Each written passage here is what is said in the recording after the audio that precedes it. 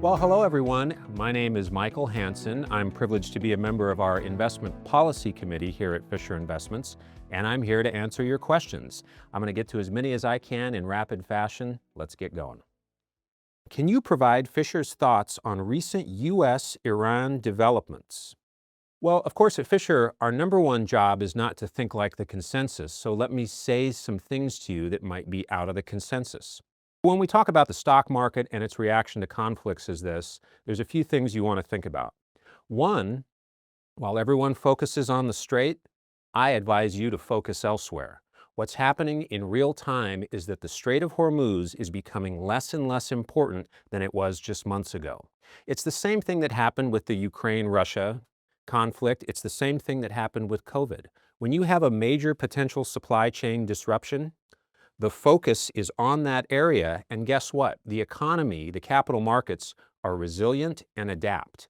Already, there's been all sorts of alternatives going instead of through the strait to other alternative pipelines, going to other places in the world, such as Venezuela, such as the United States, in order to get oil and natural gas. So that's the first thing. Look elsewhere, not right at it.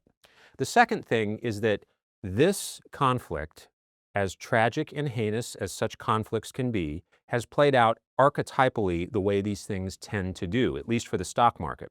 One, when you get a regional conflict that includes energy, the first thing that happens is people start to get anxious. You can see the stock market start to become choppy. Then, as the conflict begins, we price in the worst case scenarios. That happened last year with the tariff scenario. That's happened this year with the Iran-US conflict. It happened with COVID. You can see examples of this on and on. But once you get to that point, this is the part that most people struggle with. The market goes up. In fact, it's probably going to be reaching towards new all-time highs, just like it did this April. Why? Because even as the conflict continues going forward, because still, at least as I'm recording this, we're still having the blockade of the strait. Market's already moved on. It has a tendency to do that. Even as the conflict goes on, the market will move on faster. It's already thinking about the future. One of the ways we know this is that if you look at oil futures, for example, because people are always hedging their oil activity. Oil is part of the fundament of the economy, and so people are constantly hedging their oil input needs. Well, if you look at an oil futures curve, yes, it's priced higher today and in the next several months, so we think that oil prices might stay high for several months yet. But as you look at that curve going through time, it's coming down. And what that's saying is that the market recognizes that this disruption does not last forever. Alternatives are already being created, and the market is adapting as well as the economy. Last thing, though, is that in the midst of all of this, we're in a presidential second year, and this is going exactly like presidential second years go. The first half of a presidential second year tends to be choppy. It has corrections. It even has a few bear markets. We didn't quite get to a correction. We only got down about 9.6%. 10% is usually the threshold for a correction. But certainly we had a swoon and then a recovery. That happens a lot in the first half of a president's second year. Expect more chop. Even though we've recently reached new all-time highs, we'll get more chop. As we get into the latter half of the year, though, and we get to the midterms, an almost guaranteed gridlock for U.S. Congress, that is one of the most profoundly positive moments in stock markets, that last component of a president's second year. That's all right ahead of us. And in fact, this year's conflict, even with the tragedy of the Iranian war that we have, still playing to form. Is now a good time to invest in military defense stocks given the geopolitical landscape? Well, you tell me. You know, I have people ask me this all the time, and so let's just triangulate around a few things. Is now a good time? Well, did you predict all the wars and conflicts that were going to happen and when they were going to happen beforehand? Of course not. They were fairly surprising. Even the one we're currently embroiled in, I don't think a lot of people necessarily had this one on their bingo card for this year. So first, our lack of ability to anticipate these things ought to tell you a little bit about our lack of ability to anticipate what the defense stocks are going to do. And so let me put it to you like this.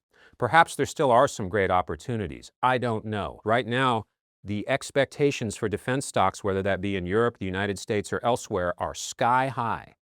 Everything is about relative expectations. If we think those stocks are going to do even better, they need to surpass those very high expectations. I don't know if they will or not, going back to what I said previously. I can envision scenarios, in fact, where conflicts resolve themselves very quickly. And suddenly, 12 months from now, we actually don't have much of any conflicts going on like we did before. That could happen. If it does, those defense stocks also go down with that, most likely. Another feature about defense stocks is that what you're really looking at is defense contracts. What are the particulars of those? How long are they? When are they signed? For how much? So that the revenue is booked and mostly locked in regardless of when the conflicts happen and so on. In addition to that, then though, with the defense companies, it's a matter of execution. How does each one execute? You've got to know all those things, and you've got to know it better than the market. To me, it's a very erratic category that everybody's speculating on at the moment, and in fact, certain defense stocks have even taken some steps back this year. Energy prices are up this year. Does Fisher expect this to drive global inflation and slow economic growth? Maybe a little tiny bit of both of those, but not much of either. Oil does not cause inflation. High oil prices don't cause inflation.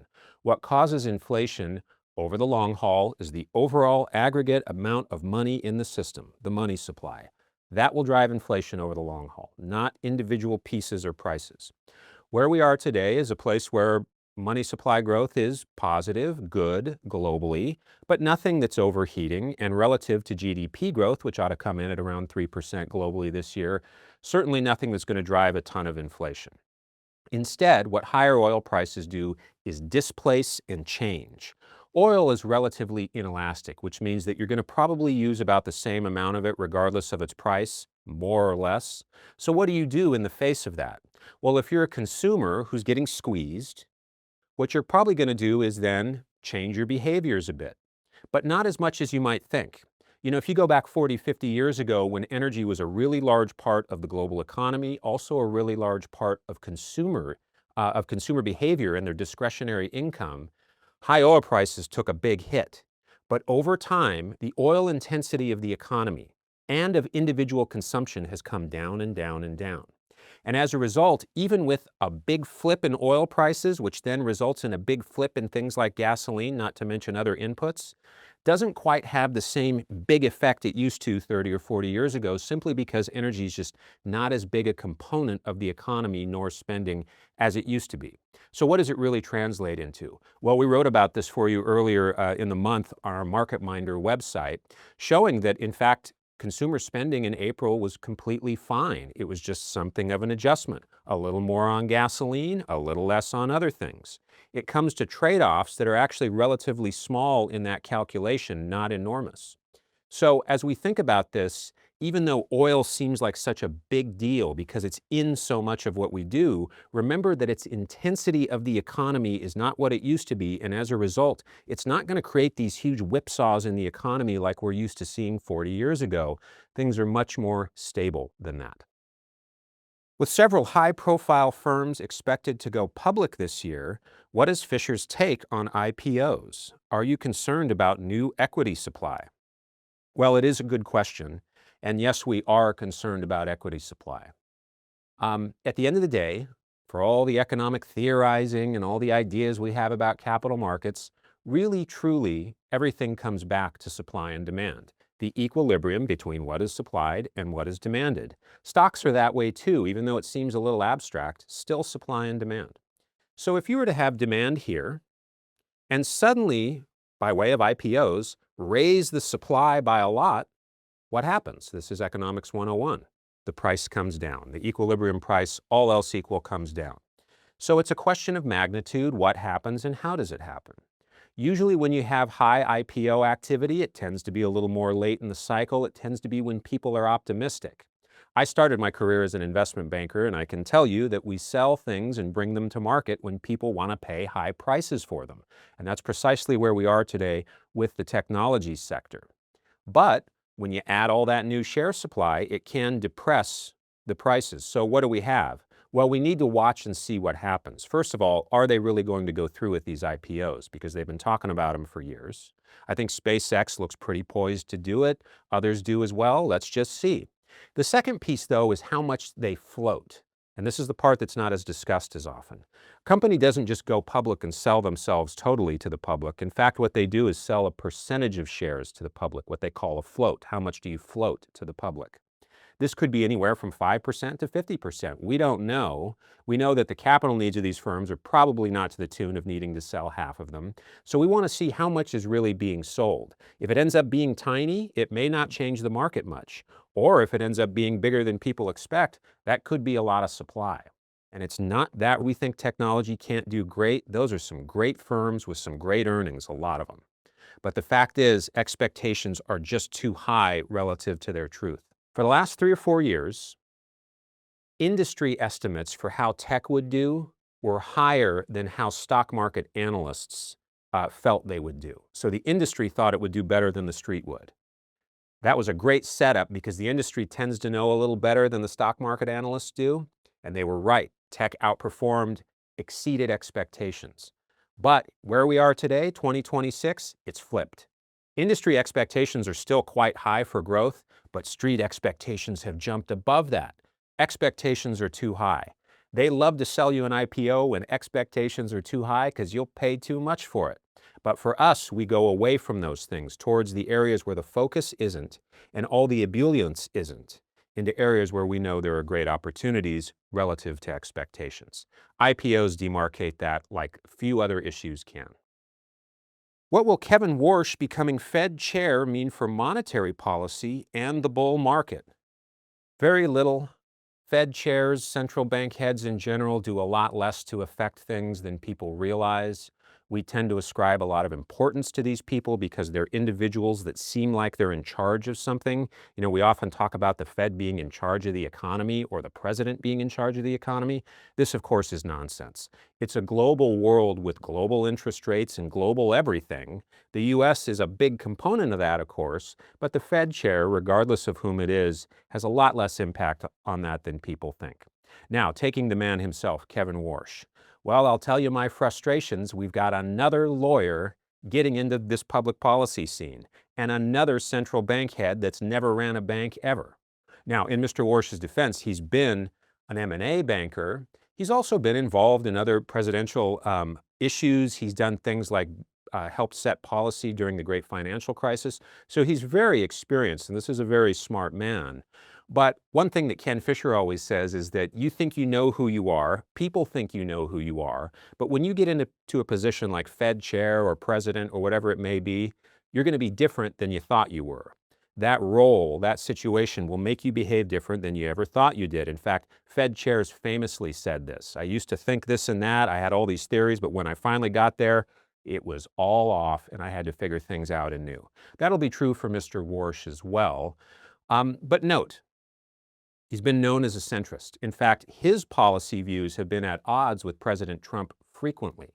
He's also been someone that's known to be pretty collegial and able to work with the rest of the board. And let's keep in mind that he is, yes, the chairman, but one voting member. And he can't control everything. So my advice to you, even though people never take this advice, is that don't even pay too much attention to it.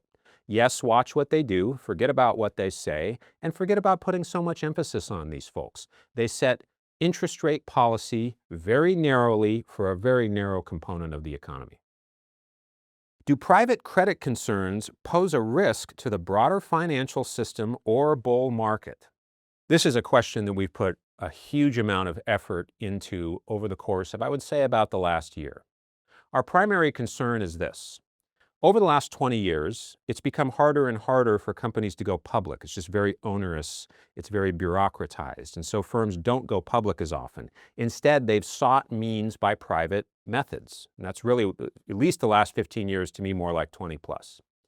So there's been a lot of private activity, a lot of private loans. Companies haven't been going public as often, staying private, getting debt facilities, all this kind of thing. Tech has done a ton of that now.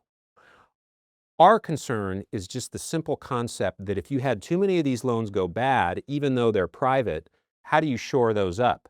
Well, very often in panic and crisis situations, you have to go sell public assets of whatever you can because they're liquid. You can sell them on that day. That's part of the beauty of public assets. And so you have to go sell your public assets to cover the losses on these private assets. That's what we're concerned about. Fortunately, we don't see a lot of signs of that. What we do see some signs of is a few impaired assets. Otherwise, most things are okay.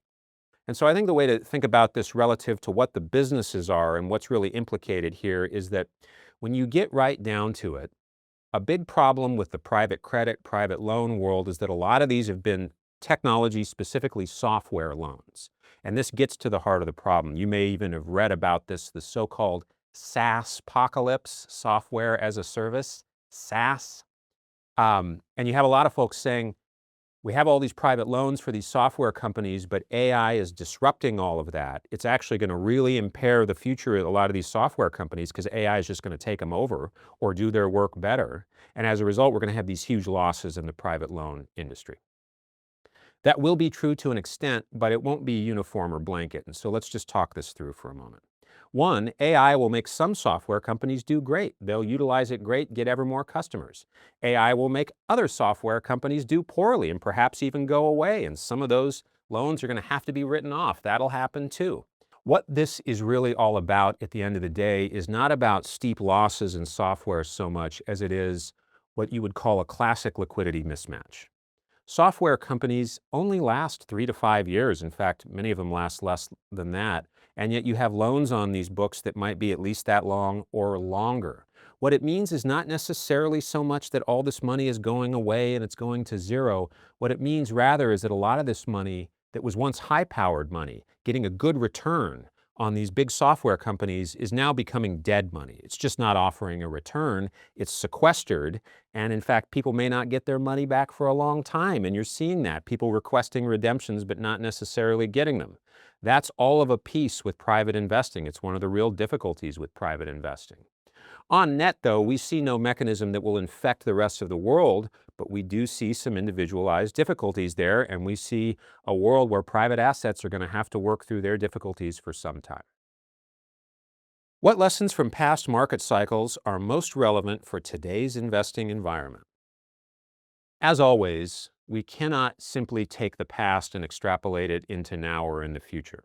The reason we study the past, one, is because we are looking for context and precedent.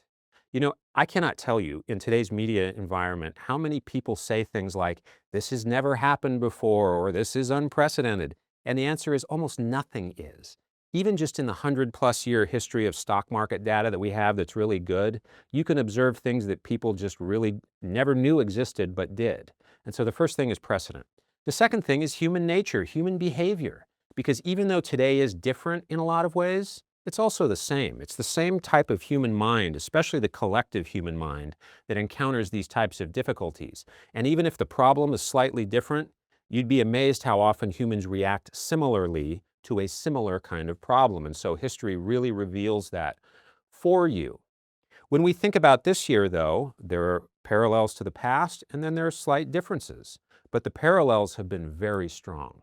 The first one that I've been speaking about throughout this mailbag is that, in fact, when you have a regional conflict that features an energy crisis, such as it is, you have this part where you get something like a correction, but a rebound much faster than people can anticipate, and the market looking past and beyond the conflict. That clearly has happened, and that's true to form. You can look at regional conflicts through history and see the stock market react that way. The second piece is also one we've discussed, which is the second year of a president's term, what we call the midterm miracle. That presidents, which have most of their political power in the first 2 years of their term, almost without exception, there's only 2 exceptions in history, lose power in a midterm, become less powerful, and if they're in their second term, become often lame ducks. That is right ahead of us. And whether you like that or don't like that, depending on your ideology, stock market loves it. And so one of the strongest patterns we can observe about this year is that the second half of this year, particularly the fourth quarter, on the wings of the midterm miracle and that gridlock that absolutely I think is probably coming. It depends on who you ask, but it seems to me Congress is going to tighten up and that the Democrats have a real good chance of taking at least one chamber. That could change, but that's what it looks like today. Those two patterns, regional conflicts and midterm miracle, describe an enormous amount not only of what's happened already this year, but how we anticipate the rest of the year to go on. As I said, though, there are differences between now and then as well. We need to study those carefully. Where are we in the cycle? Well, in fact, we're in the fourth year of a cycle. This is starting to get a little long in the tooth. You do have bear markets that can creep into these situations. We're remaining ever vigilant, but for us, what we see is a world where Conflict and strife has lowered the expectations of the world for the economy and the stock market, and yet things have remained more adaptive and resilient than people can fathom. That's the fuel for a bull market. And so all else put aside, 12 months from where I sit today, I see stock prices higher. Well, thank you so much for these questions. We do enjoy answering them. We'll be right back the next month with another set for you. Take care.